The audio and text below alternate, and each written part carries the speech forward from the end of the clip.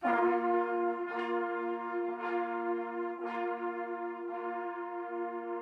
zijn hier in Soestervingen in het Vlekkenhuis en in de Lanterne.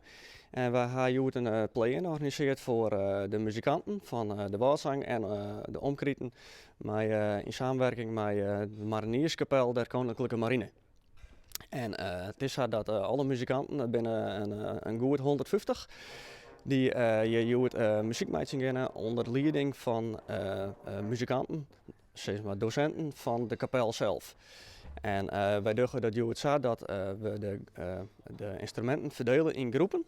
Dus een liedskopergroep, een grutkopergroep. De saxofonisten die gaan met een eigen docent aan de slag. Zelfs de fluitisten gaan met een groep aan de slag.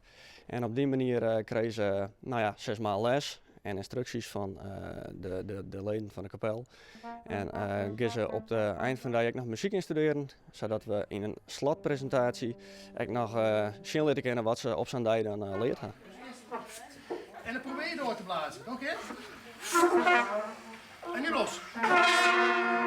Wat we nu aan het doen zijn, mijn collega Monique, die zie je daar. Wij zijn samen trompetisten bij de Marinierskapel. En wat we nu doen, we zijn bezig met de blaastechniek. Het aanzetten van de noten, het ademhalen, het mooie bindingen maken. Dus alles wat omtrent zeg maar, het speeltechnische gedeelte zijn we nu aan het trainen. Dus een warming-up en dit soort oefeningetjes. Om ze te leren hoe ze noten moeten aanzetten.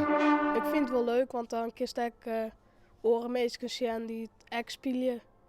En dat is gewoon met hetzelfde meisjes die hetzelfde instrument spelen. Gewoon leuk, maar de eerste, tweede, derde en vierde partij er ook van. Dat klinkt gewoon prachtig. Mooi dat ze dat doen en organiseren. Ja. Leert wel mee denk ik, want dan speel je wel in een groot orkest natuurlijk. Ik denk het mooiste op zo'n dag is toch echt dat mensen samen muziek maken.